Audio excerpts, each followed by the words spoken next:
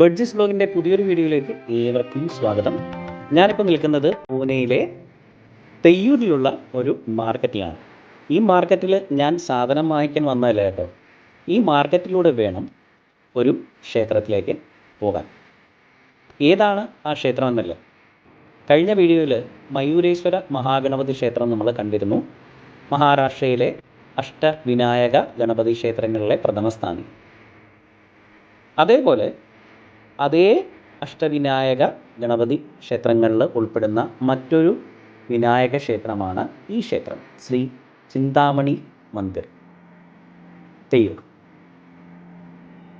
ഈ ക്ഷേത്രവും മറ്റു ക്ഷേത്രങ്ങളിലെ പോലെ തന്നെ എല്ലാ ദിവസവും രാവിലെ 5 മണി മുതൽ രാത്രി 10 മണി വരെ ദർശനം ഉണ്ടായിരിക്കും. കയറി ചെല്ലുമ്പോൾ തന്നെ ഒരു മുഖ്യപ്രാണൻ്റെ പ്രതിമ അവിടെ വെച്ചിട്ടുണ്ട്. അതേപോലെ ആ ക്ഷേത്രത്തിൽ ഉത്സവമോ മറ്റോ എന്തോ നടന്നിട്ടുണ്ടാവണം, അല്ലെങ്കിൽ ഇതുപോലെ ഭജനയോ മറ്റോ എന്തെങ്കിലും നടന്നിട്ടുണ്ടാവണം. അതിൻ്റെ ഇൻഫർമേഷൻസ് ഒന്നും നമുക്ക് കിട്ടിയില്ല. ഇവിടെ നല്ല രീതിയിൽ വലിയ പന്തലും കാര്യങ്ങളും ഒക്കെ, അതുപോലെ ഒരു ഊഞ്ഞാലൊക്കെ കെട്ടിയിട്ടുണ്ട്. സാധാരണ സപ്താഹത്തിന് പോകുമ്പോൾ അതിൽ കൃഷ്ണനെയാണ് കാണുക, പക്ഷേ ഇതിൽ ഒരു തേങ്ങ വെച്ചിട്ടുണ്ട്. അപ്പോൾ ഗണപതിയുടെ ആയിട്ടാണോ കൃഷ്ണൻ്റെ ആയിട്ടാണോ സങ്കല്പം എന്നൊന്നും അറിയില്ല, അതും ചോദിക്കാനായിട്ട് പറ്റിയില്ല. ഇതാണ് ചിന്താമണി ഗണപതി ക്ഷേത്രം. മറ്റുള്ള ക്ഷേത്രങ്ങളിൽ നിന്നും വ്യത്യസ്തമായിട്ട് ഈ ക്ഷേത്രങ്ങളിൽ കോൺക്രീറ്റിൻ്റെ തൂണുകളൊന്നുമല്ല, മുഴുവനും തടികൾ കൊണ്ട് നിർമ്മിച്ചതാണ്. കണ്ടോ, ഇത് മുഴുവനും തടികൾ കൊണ്ടാണ്. ബാക്കി ഏത് ക്ഷേത്രത്തിൽ പോയപ്പോഴും നമ്മൾ കോൺക്രീറ്റിൻ്റെ തൂണുകളും മണ്ഡപവും ഒക്കെയാണ് കണ്ടതെങ്കിൽ ഇവിടെ നല്ല അസ്സൽ തടി കൊണ്ടിട്ടുള്ള സഭാഗ്രഹമാണ് നിർമ്മിച്ചിരിക്കുന്നത്. ഈ ക്ഷേത്രത്തിലെ ചിന്താമണി ഗണപതി എന്ന് പറയുന്നത് സ്വയംഭൂ ആയിട്ടുള്ളത് കൊണ്ട് തന്നെ ഗർഭഗൃഹത്തിനകത്തേക്ക് കയറിയാൽ തന്നെ നമ്മൾ താഴോട്ട് നോക്കി വേണം മഹാഗണപതിയെ തൊഴുവാനായി.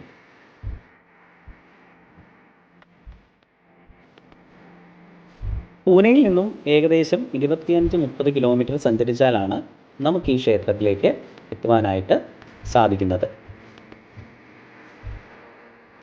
അഷ്ടവിനായക ഗണപതി ക്ഷേത്രങ്ങളിലെ 5ാമത്തെ സ്ഥാനമാണ് ഈ ചിന്താമണി ക്ഷേത്രത്തിന് ഉള്ളത്. ഗണരാജൻ എന്ന രാജാവിൽ നിന്നും ചിന്താമണി എന്ന രത്നം കപിലമുനിക്ക് തിരിച്ചു നൽകിയത് മഹാഗണപതിയാണ്. ആ മഹാഗണപതിയാണ് ഇവിടെ പ്രതിഷ്ഠിച്ചിരിക്കുന്നത്.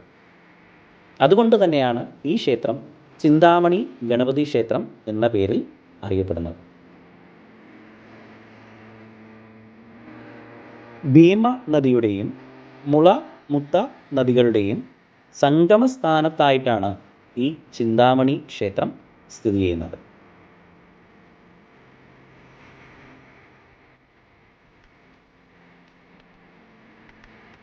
ചരിത്ര രേഖകളെ സംബന്ധിച്ചിടത്തോളം ഈ ചിന്താമണി മഹാഗണപതി ക്ഷേത്രം എന്ന് നിർമ്മിച്ചെന്നോ ആര് നിർമ്മിച്ചെന്നോ അതിനെ പറ്റിയുള്ള അറിവുകൾ ലഭ്യമല്ല.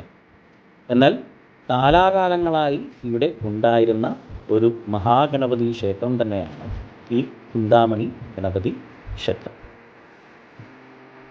ക്ഷേത്രത്തിൽ നിന്നും ഇറങ്ങി വരുമ്പോൾ ഇതുപോലെ വലിയൊരു മണിയും അവിടെയുണ്ട്. മണിനാദം കേൾക്കാൻ തന്നെ ഏതോ ഒരു ഇമ്പമുള്ളൊരു ശബ്ദം. ഇതാണ് അവിടുത്തെ ഒരു പാരമ്പര്യമായിട്ടുള്ള വേഷം. ആ വേഷം ധരിച്ച് അദ്ദേഹം അവിടെ ഭജന നടത്തുകയായിരുന്നു.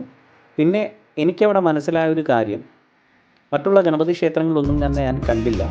ആ ഗണപതി ക്ഷേത്രത്തിൽ നിന്നും മനസ്സിലായത് ഏറ്റവും കൂടുതൽ വാഹനങ്ങൾ വാങ്ങിച്ച് പൂജയ്ക്ക് കൊണ്ടുവരുന്ന ഒരു ക്ഷേത്രമായിട്ടാണ് എനിക്ക് തോന്നിയത്. കാരണം ഞങ്ങൾ ക്ഷേത്രത്തിലേക്ക് ഇറങ്ങുമ്പോഴും ധാരാളം വാഹനങ്ങൾ അവിടെ പൂജിക്കുവാനായിട്ട് കൊണ്ടുവന്നിട്ടുണ്ടായിരുന്നു. എന്തായാലും ചിന്താമണി മഹാഗണപതി അനുഗ്രഹങ്ങൾ എല്ലാവർക്കും ഉണ്ടാവട്ടെ എന്ന് പ്രാർത്ഥിക്കുന്നു.